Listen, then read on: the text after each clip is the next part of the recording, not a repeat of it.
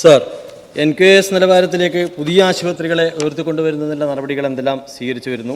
സുസ്ഥിര വികസന ലക്ഷ്യങ്ങൾ കൈവരിക്കാൻ സംസ്ഥാന ആരോഗ്യവകുപ്പ് സ്വീകരിക്കുന്ന പ്രത്യേക നടപടികൾ എന്തൊക്കെയാണെന്ന് വിശദീകരിക്കാമോ?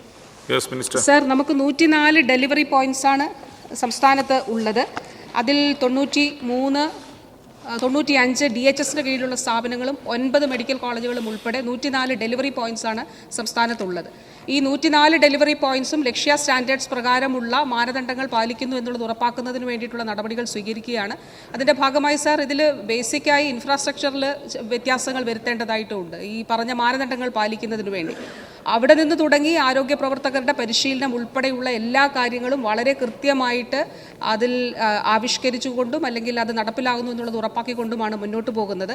സുസ്ഥിര വികസന സൂചികയുമായി ബന്ധപ്പെട്ട് സാർ, ലോകാരോഗ്യ സംഘടന നിശ്ചയിച്ച ഇപ്പോൾ നീതി ആയോഗ് ഏറ്റെടുത്തിട്ടുള്ള സസ്റ്റൈനബിൾ ഡെവലപ്മെൻറ്റ് ഗോൾസിൻ്റെ ഭാഗമായി 2030 നമ്മുടെ കേരളത്തെ സംബന്ധിച്ചിടത്തോളം നവജാത ശിശു മരണ നിരക്ക് 6 ആകണം എന്നുള്ളതായിരുന്നു. 2030 നമ്മുടെ ടാർഗറ്റ് ഇയർ 2030 ആയിരുന്നു സാർ. പക്ഷേ 2021 തന്നെ 6 എന്നുള്ളതിൽ നമുക്ക് എത്താൻ കഴിഞ്ഞു. ഇപ്പോൾ നമ്മളത് 4 സാർ. അതായത് 1000 കുഞ്ഞുങ്ങൾ ജനിക്കുമ്പോൾ കേരളത്തിൽ ഏതാണ്ട് 4 കുഞ്ഞുങ്ങളാണ് മരണപ്പെടുന്നത്.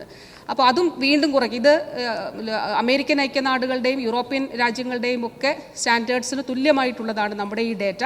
അതോടൊപ്പം സാർ, ഈ കാലഘട്ടത്തിൽ 2022 ദേശീയ തലത്തിൽ വീണ്ടും നമുക്ക് മാതൃമരണ നിരക്ക് ഏറ്റവും കുറവുള്ള സംസ്ഥാനത്തിലുള്ള പുരസ്കാരം ലഭിച്ചിരുന്നു. സസ്റ്റൈനബിൾ ഡെവലപ്മെൻറ്റ് ഗോൾസിൻ്റെ ഭാഗമായിട്ടാണ് sir infant mortality rate, maternal mortality rate ഇതൊക്കെ കുറയ്ക്കുന്നതിന് വേണ്ടിയിട്ടുള്ള നടപടികൾ സ്വീകരിക്കുന്നത്.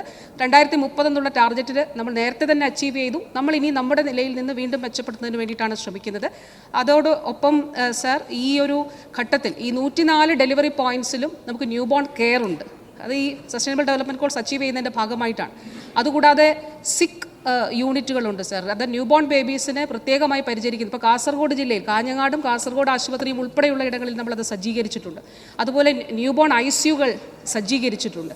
അപ്പോൾ ആ രീതിയിൽ വീണ്ടും മരണനിരക്കുകൾ കുറയ്ക്കുന്നതിന് വേണ്ടിയിട്ടുള്ള ശ്രമമാണ് നടത്തുന്നത്. അതോടൊപ്പം ശലഭം പദ്ധതി, സംസ്ഥാന സർക്കാരിൻ്റെ ശലഭം പദ്ധതി, ന്യൂ ബോൺ സ്ക്രീനിങ് അത് ഫലപ്രദമായി നടപ്പിലാക്കുന്നുണ്ട്. ഈ വർഷം 2 പുതിയ കാര്യങ്ങൾ കൂടി ആഡ് ചെയ്തിട്ടുണ്ട്. വയനാട് ജില്ലയിലെ ന്യൂ ബോൺ കുഞ്ഞുങ്ങളിൽ അല്ലെങ്കിൽ ന്യൂ ബോൺ ബേബീസിൽ സിക്കിൾ സെൽ അനീമിയ കണ്ടുപിടിക്കുന്നതിന് വേണ്ടിയിട്ടുള്ള തുടക്കത്തിൽ തന്നെ അല്ലെങ്കിൽ ജനിക്കുമ്പോൾ തന്നെ കണ്ടുപിടിക്കുന്നതിന് വേണ്ടിയിട്ടുള്ള സ്ക്രീനിങ് പ്രോഗ്രാം ഉൾപ്പെടെ ഇതിൻ്റെ ഭാഗമായിട്ട് ഇപ്പോൾ ഉൾപ്പെടുത്തിയിട്ടുണ്ട് സർ.